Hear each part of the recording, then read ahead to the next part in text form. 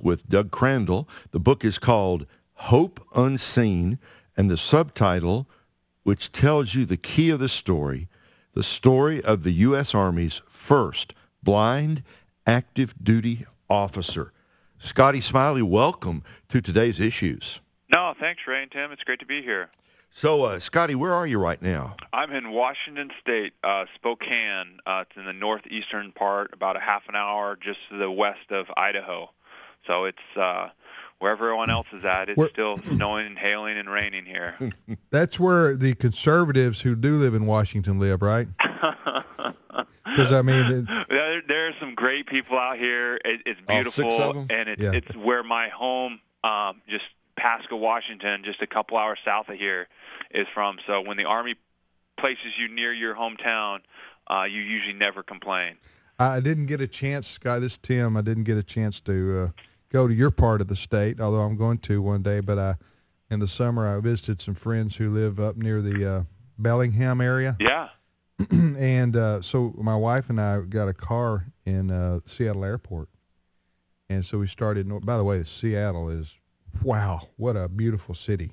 Oh, it's gorgeous. Just on the end of that, I don't know what is that what's a bay there called? The Puget Sound. Yeah, man, that's just spectacular. As far as a big city goes.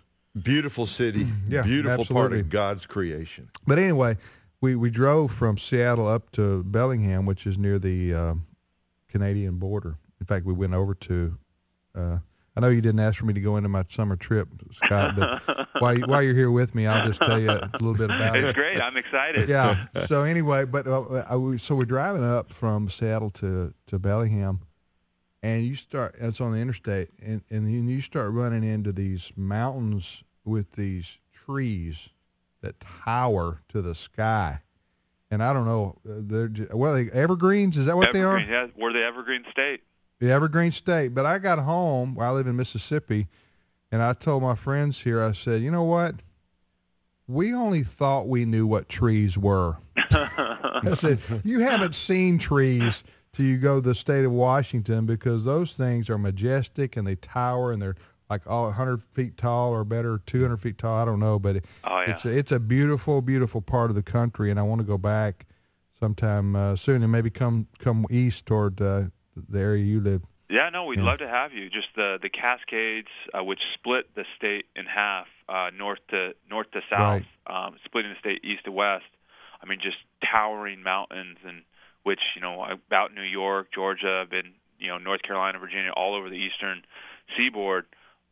They call their mountains, and I laugh and I say, these are not mountains, these are hills. And they look at me wide-eyed, and I'm like, you need to come to Washington State or to Idaho, Montana, just, the Rockies.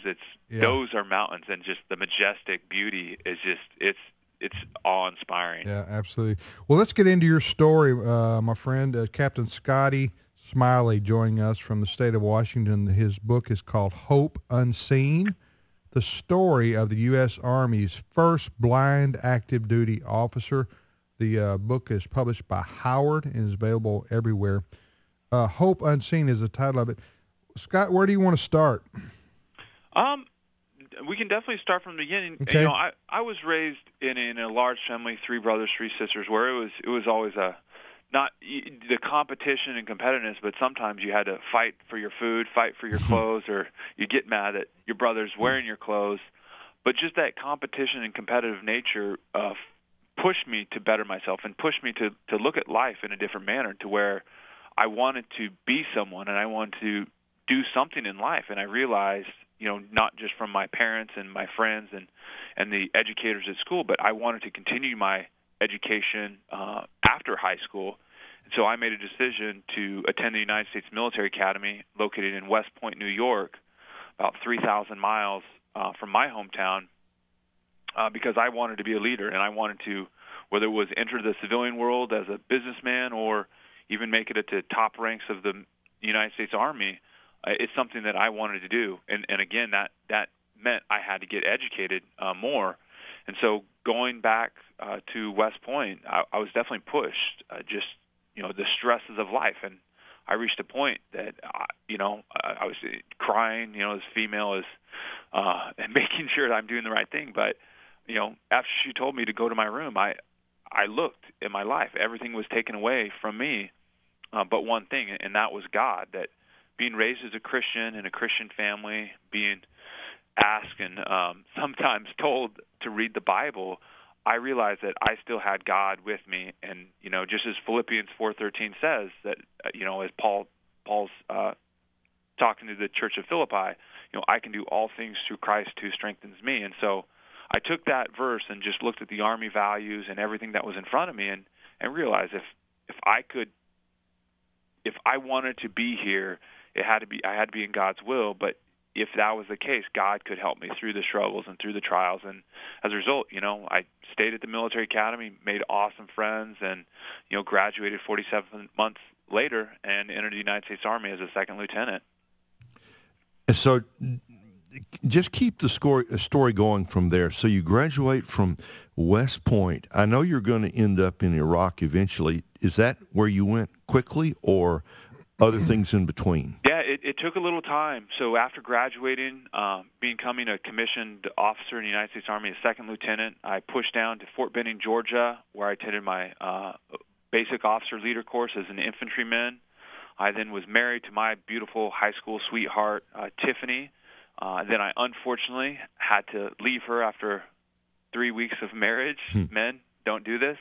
To attend Ranger School, on my own back in Fort Benning. And, it's hard to tell your wife, I hope I see you in 2 months, because if you do get recycled at Ranger School, you can be there for a very, very long time.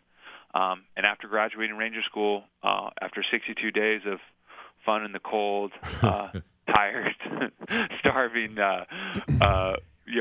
education, my wife and I were finally able to live together in Fort Lewis, Washington, where I received a 45-man platoon, which was 4 Stryker vehicles, just an amazing unit.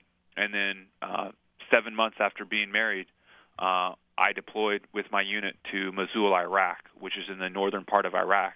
And in Iraq, we began to rebuild the Iraqi government. This is October of 2004, where the insurgency is beginning to build because of the devastation which we did to the Ba'ath Party, destroying the army, destroying the basically the government in which controlled, the people to an extent. Hey, Scott. Yes. Excuse me for interrupting you, but you just went through Ranger School and got married. You just went through that in about 3 minutes.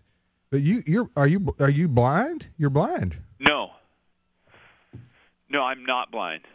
So after graduating, I had 20/15 vision, so I had better than perfect vision. At the time. Okay, at the time. Gotcha. So I looked good. I was strong. I was healthy. Okay. This is accident. Yeah. I got you. Okay. So just deploying, leading my men. There's firefights almost every day in our unit. Right. Not necessarily my platoon, but our larger unit. Men and women were injured. Almost every day. Americans. I lost my company commander, Captain Bill Jacobson Jr., Sergeant Johnson, and 20 other men and women in the United States Army on December 21st when a suicide bomber stepped into the mess hall and blew himself up. So just the devastation that hit us every day really brought people to the reality of life. And, men, I to be honest, I searched, are we here for a good reason? Does God have a purpose? And just me seeking that, but also soldiers, I was able to share my faith, able to read my Bible every day as our chaplain, Chaplain Wilson, challenged us to read through our Bible in a year, just really pushed me spiritually. But on April 6th of 2005, after being deployed for 6 months, I was in front of a suicide car bomb. And though I didn't know it was a suicide car bomb, just in the rules of engagement, you can't just shoot people who scare you. I, made a decision to cordon him off, not allow him to escape, making sure Stryker vehicles were all around him. And my Stryker vehicle, which is an 8-wheeled vehicle, metal, has a 50 caliber machine gun on top. They're just awesome and amazing troop carriers. Was parked about 30 yards just to his south. He was parked, I was parked, and then I yelled at him to get out of his car, and he looked over his left shoulder, raised his hands off the steering wheel, and shook his head no. I responded with the same action, yelling at him. He responded in the same way and then let his foot off the brake and began pulling forward.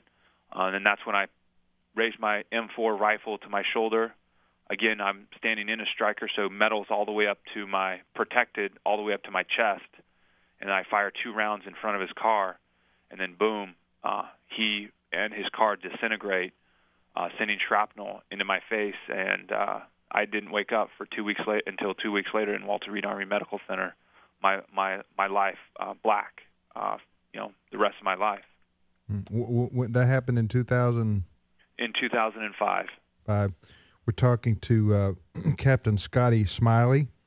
His book is called Hope Unseen, the story of the U.S. Army's first blind active duty officer.